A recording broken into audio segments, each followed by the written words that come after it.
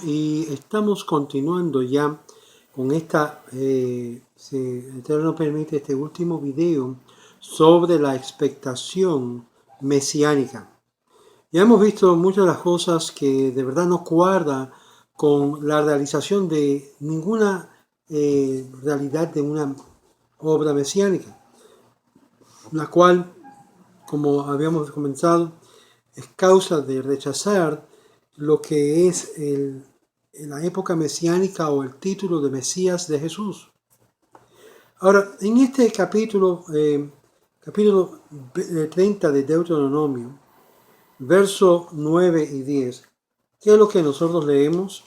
Leemos de cómo estos versos que expresan el dolor y las cosas malas y lo que es el regresar a Dios, quien nos perdona y nos da su redención. Quiero que sepa, Dios quiere de cada uno de nosotros sincero arrepentimiento y retornar a las sendas antiguas.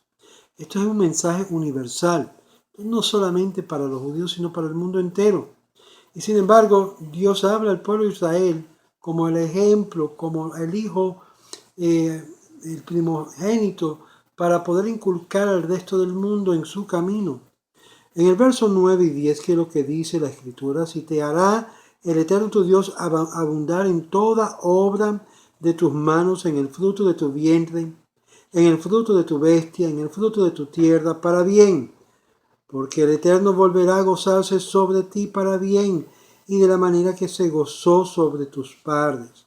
Y cuando obedeciere a la voz del Eterno tu Dios, para guardar sus mandamientos y sus estatutos, escrito en este libro de la ley, cuando te convirtieres al Eterno con todo tu corazón y con todo tu alma.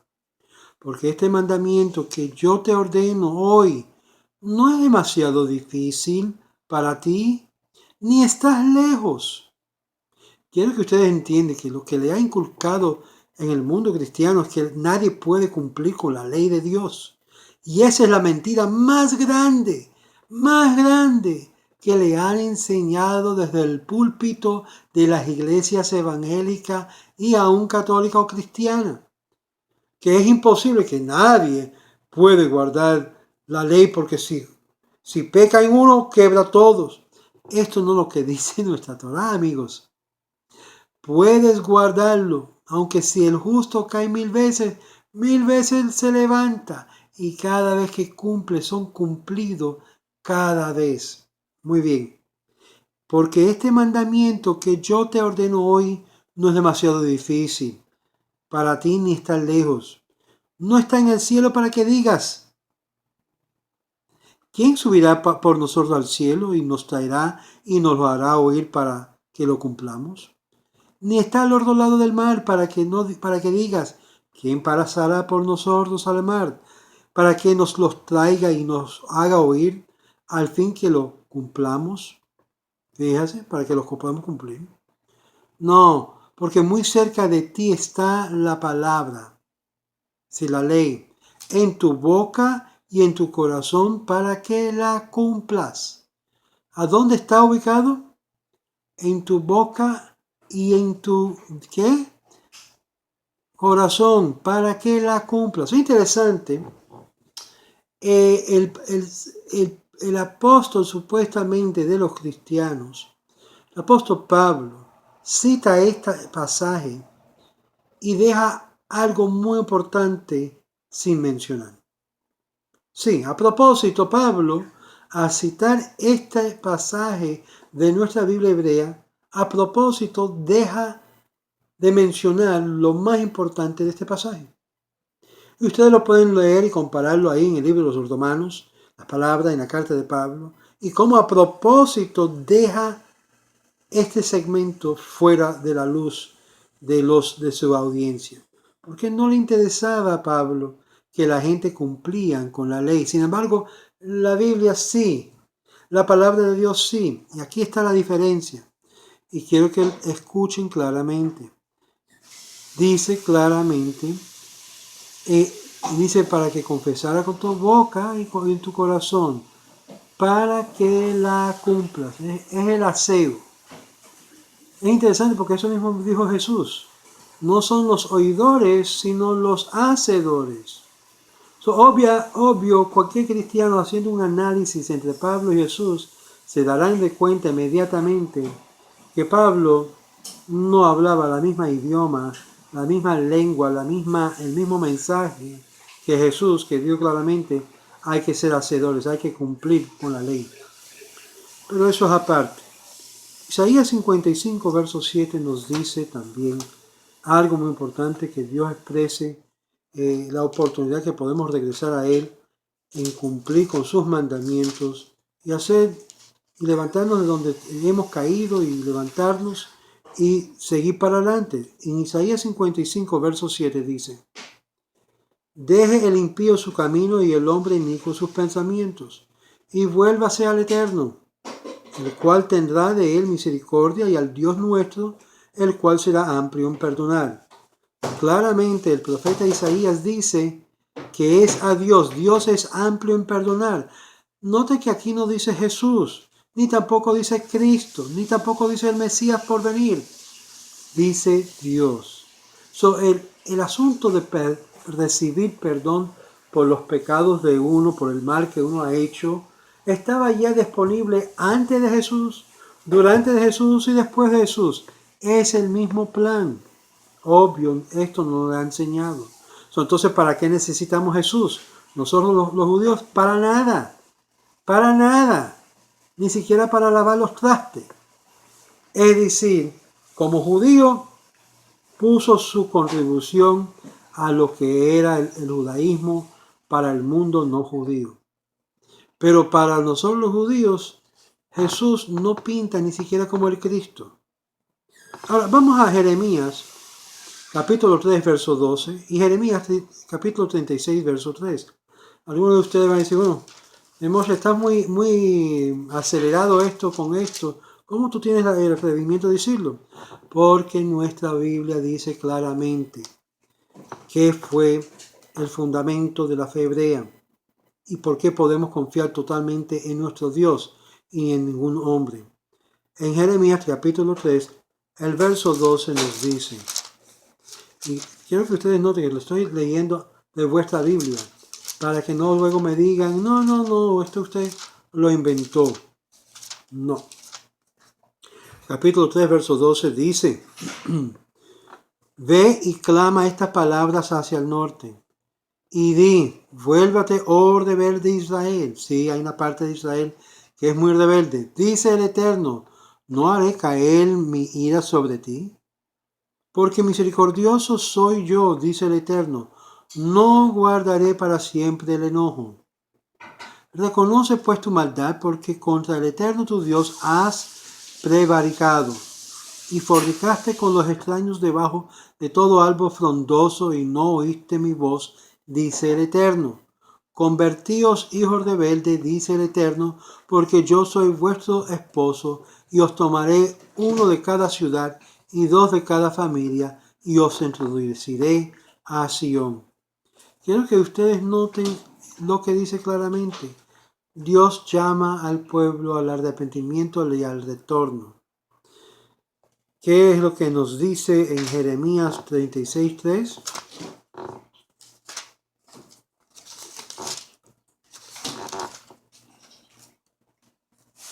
Nos dice, quizás oiga la casa de Yehudá y todo el mal que yo pienso hacerles, y se arrepienta cada uno de su mal camino. Y yo, está hablando el Eterno, yo perdonaré su maldad y su pecado. Note que es el Eterno y no un hombre que está perdonando acá. Ezequiel 33, verso 11. Ezequiel 33, verso 11.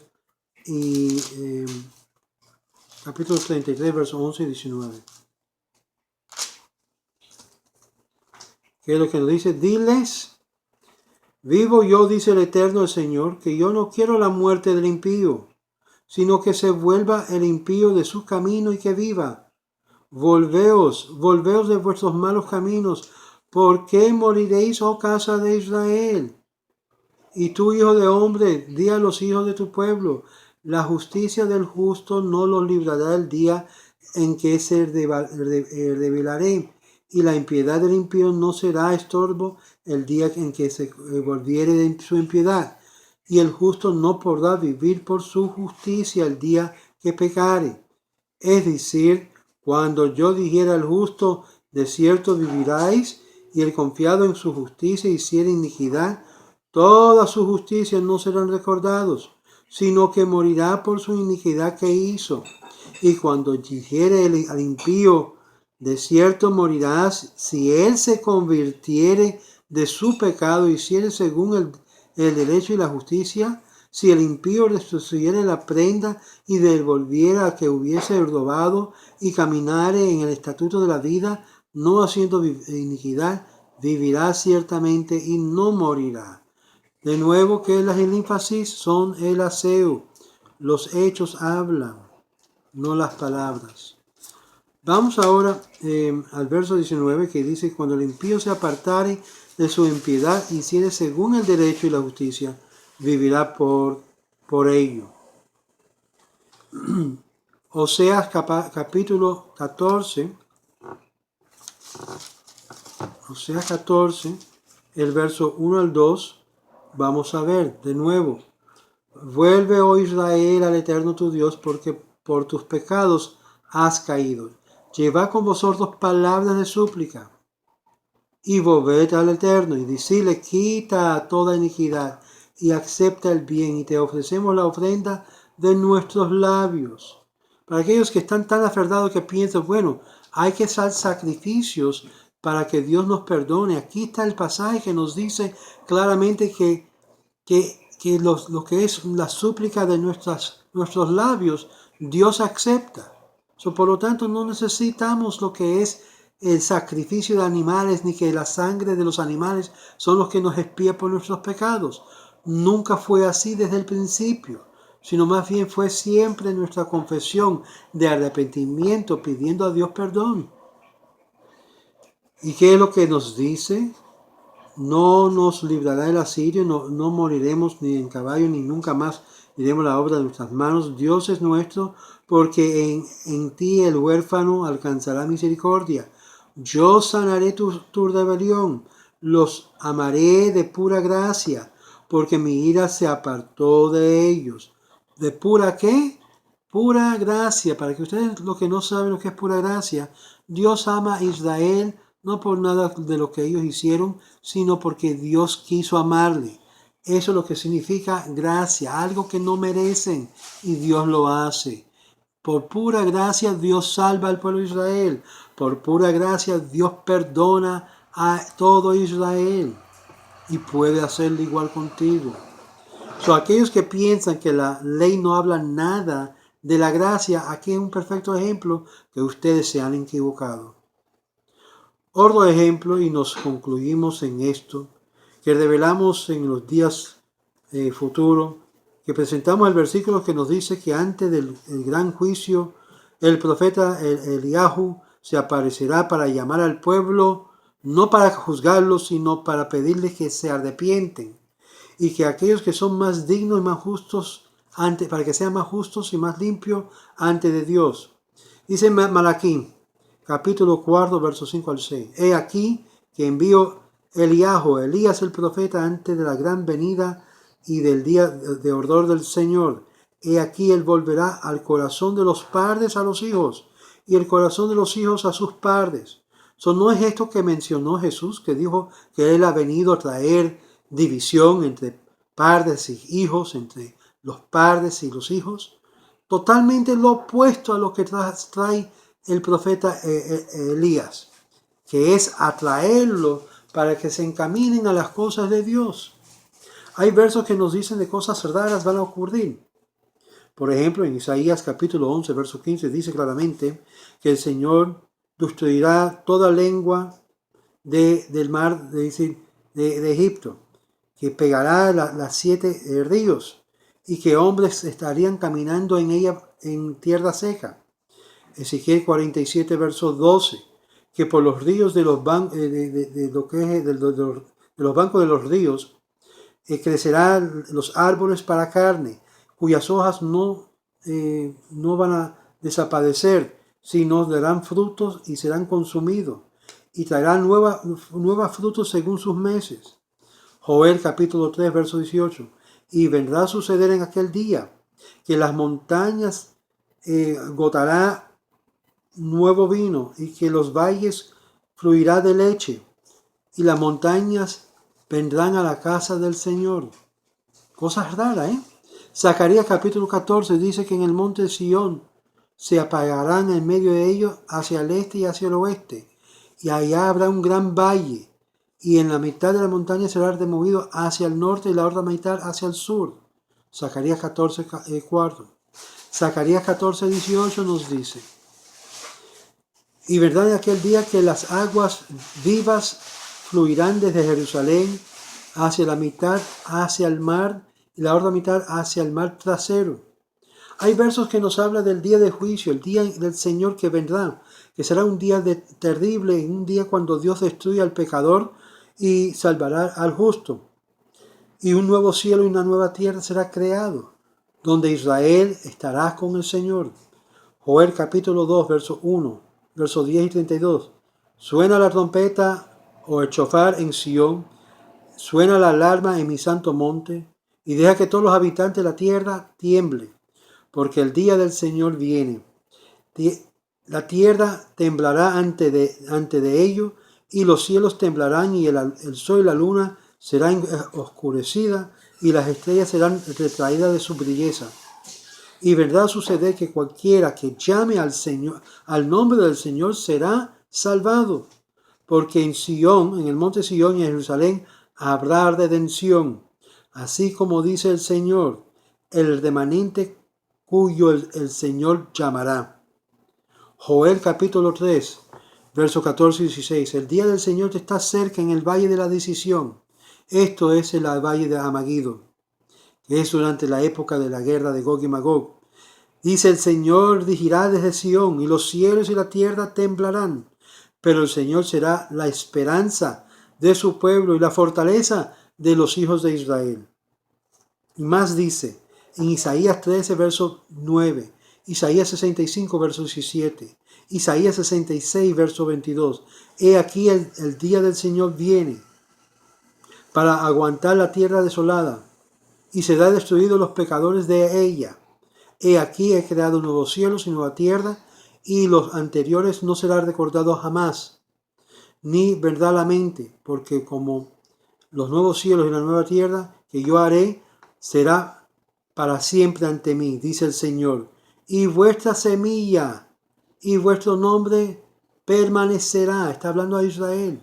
Zacarías capítulo 14, verso 3, 1 al 3 dice: he aquí el Señor viene, y con despojo que será dividido en vuestros medios, porque reunirá todas las naciones contra Jerusalén a batalla, y la ciudad será tomada, y la casa será sobornada, y las mujeres serán violadas, y la mitad de la ciudad irá en cautividad, y el remanente del pueblo no será cortado de la ciudad, y el Señor irá y peleará. Aquí Dios viene por esta violación. Y entonces el Señor vendrá y peleará contra esas naciones cuando Él peleó en el día de la batalla. Hay versos que nos dice acerca de la guerra contra Israel por Gog y Magog, cuando Dios mismo salvará a Israel, como dice en Ezequiel capítulo 38, versos 18 al 23. Y vendrá a suceder en ese tiempo cuando Gog vendrá contra toda la tierra de Israel, dice el Eterno. Y que la furia mía y que mi furia será en su cara. Seguro en el día será un gran temblar en la tierra de Israel. Las montañas serán arrojadas abajo. Y llamaré a la espada contra todo en mi montaña. Y imploraré con él con pestilencia y con sangre. Y por lo tanto me magnificaré, me santificaré a mí mismo. Y será conocido en mis ojos muchas naciones, cuando ellos llegan a conocer que yo soy el Eterno. Ezequiel capítulo 39 repite y nos dice: has caído sobre la montaña de Israel, tú y todas vuestras bandas o vuestros ejércitos, y enviaré un fuego sobre Magog, y entre a ellos que habitan sin cuidado en las islas, y la daré a Gog un lugar para sepultura en Israel, y será muy renombrado ese día en la cual yo seré glorificado, dice el Señor. Versos que nos da la expectación mesiánica que habría de ocurrir en los últimos días, como dice en Deuteronomio capítulo 4, verso 30. En los días anteriores, postreros, volverá a vuestro Dios, al Señor. Isaías 2:2. Y verdad a suceder que en los días postreros, en la montaña del Señor, la casa del Señor será establecido en las montañas del Señor, y será exaltado sobre el valle, y todas las naciones fluirá a ella.